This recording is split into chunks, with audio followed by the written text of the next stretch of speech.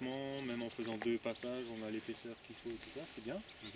Mais après, une fois que les tontes sont en place, il faut planter à la main. Voilà. Bon, on plante nous de toute façon à la main parce qu'on est en 3 ronds, on n'a pas de planteuse 3 ronds, mais si on aimerait mécaniser la plantation, ben on devrait épandre les tontes après plantation du coup, quoi. Et ça c'est beaucoup plus compliqué. Donc je préfère encore épandre les tontes et planter à la main dedans. Mais alors, voilà, cette année on s'est fait attraper par les herbes qui passent à travers. Mais les tontes, vous les avez mis à quel moment? Est-ce que ça joue pas aussi si on recouvre tout de suite? Quand on travaille sol ou si déjà... On travaillait le sol et on épandait dans la foulée. Donc ça n'a pas de lien, est-ce qu'on le met tout de suite ou pas Bah en fait le fait de travailler le sol ça aère donc ça favorise les levées quoi. Et il y en avait eu partout toute la tête? Ouais, pour les choux, ouais. Mais pour les dernières séries du coup on a épandu puis j'ai retravaillé le sol avec les tontes dedans pour niquer les levées quoi, parce que je voulais moins me faire avoir. C'est surtout sur cette partie là que c'était très très emmerdant. C'est un peu la question de l'itinéraire quoi, faire, hein. Après on peut faire autrement, on peut utiliser des cannes planteuses, on n'est pas équipé pour l'instant. Mais après dans le sable on arrive à planter, on n'a pas besoin de cannes planteuses pour faire un trou. Oui c'est ça, tu arrives à faire un trou à la main, c'est problème. Oui. Okay. Parce que là l'itinéraire complet c'est quoi alors? On n'était pas là avant? Alors il y a eu de l'apport de compost en premier lieu, puis du travail du sol au vibro. Hein, dans les sables, là on ne travaille pas les sols très profondément, on n'utilise que le vibro. Épandage des tontes et plantation. Voilà. Dans la tonte. Dans la tonte. Ouais. Sauf pour les dernières planches où là il y avait des levées dans comme dans les autres, mais c'était pas encore planté, il y avait les levées dans la tonte et c'était pas encore planté, donc j'ai repassé une fraise dedans pour mélanger tout ça. Et après on a planté là-dedans. Et c'est peut-être... les résultats sont beaux quoi. Voilà. Après le désherbage était fastidieux aussi, mais on a pu mécaniser plus, passer des binettes à pousser et autres parce que le sol n'était pas recouvert de tonte. Ouais. Mais l'idée, ce que je disais, vous n'étiez pas encore là, l'idée maintenant c'est de faire un essai pour planter les choux dans la toile tissée, pour pas avoir ce fastidieux désherbage et peut-être juste en avoir sur le trou de plantation quoi. Mais on continue avec la tonte. Oui, la tonte c'est bien. Ouais. La tonte en elle-même comme apport c'est bien. Hein. Ouais. Mais tonte plus amendement du coup... plus viande de volaille, plus... Ouais. Tout avant de mettre à toi. Ça fait un argent mais du coup. Les tontes, Il y a tout le menu. Tout le menu. Idéal. Ouais. Là, donc on est sur sol très léger, très sableux. Là avec l'été sec, on a arrosé tous les 2 jours quoi. Et on avait du mal à maintenir humide. Ça m'explique terrible. Et l'arrosage, t'as l'eau du réseau toi? Je suis sur le réseau, ouais. Donc grâce à la pression du réseau, ça irrigue jusqu'au fond de la parcelle. Elle fait 260 de long, il n'y a pas de problème pour irriguer. Tu n'as aucune pompe là sur...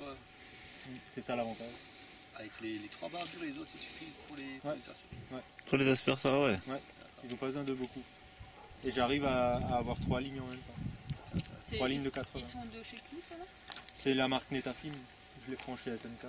Note, ça veut dire. Quand elle te regarde. Il a pas vu. J'ai compris.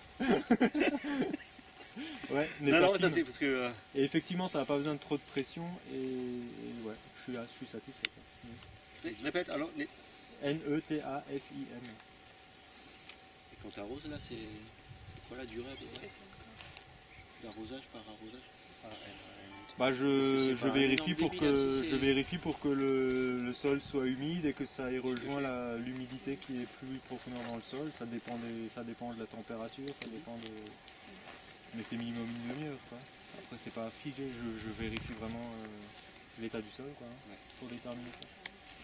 Et nous, on a un puits avec une pompe qui fait 11 bars pour les aspergeurs. Et c'est pas suffisant, quoi. Et vous avez quoi alors comme matériel? Ben, c'est les aspergeurs là, qui Ah oui. là, les petits chichons, ouais. Oui. Voilà. Ça fait demande beaucoup de- beaucoup. Ouais. On a aussi quelques balanciers là qu'on a pris chez le Robert là, pour faire des des Ardennes. ça marche pas trop mal. Mhm. Il vaut mieux avoir un arrosage uniforme, quoi, comme par exemple. Mhm. Là c'est régulé, là tu maîtrises ton arrosage. Voilà, là, Ouais. Ah oui, oui. Et vous arriviez à maintenir les sols humides alors? Ouais, ça allait. Ah, mais il fallait déplacer de temps en temps parce qu'il y avait des zones qui n'étaient pas irriguées, donc il fallait faire le déplacer. C'est Ben, facile. pour les navets semés au mois d'août, on a eu le souci. Il y avait carrément des auréoles autour des aspergeurs où ils sont venus, et puis d'autres. Et à côté, il y a ailleurs, rien, on voilà. a 3 mètres où il n'y a rien du tout. Hein. Il n'y a rien qui est venu. Quoi. Ouais. Ça suffisait pas. Là, ça c'est pas mal là. L'arrosage, ouais. Le souci, c'est que tu as. Ouais, avec les autres, c'est pareil. Quand tu veux après mécaniser le binage, machin, faut tout le temps enlever Ouais. les rampes d'arrivée. Ouais, c'est- Mhm. Ouais, mais ça, nous on l'a aussi. Oui, c'est pareil. Vous l'aviez aussi. Mais c'est quand même chiant. quoi. Si en plus, après, tu dois rajouter des filets contre les altides ou les pierrides ou je sais pas quoi, et que tu dois biner. Enfin, donc, des fois, si j'ai un peu de pierride ou machin, tant pis. Après, tu vas plus de temps à enlever et à remettre Ouais. les accessoires en place. Voilà, il y en a un qui doit.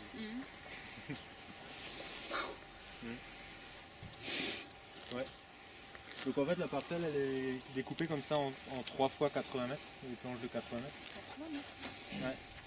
Pour faciliter la rotation. Et donc sur cette partie-là, ces pommes de terre, il y avait, là elles ne sont pas encore récoltées, là on voit les buts. Au centre, là, c'était oignons bulbi rouge et jaune et échalotes. Et nouveau pommes de terre de l'autre côté, là-bas, c'était les primeurs qui sont en partie récoltés. Tu as une machine pour récolter? Bah juste une, elle est plus loin là-bas, juste pour casser la butte et les sortir, et après il faut les ramasser à la main.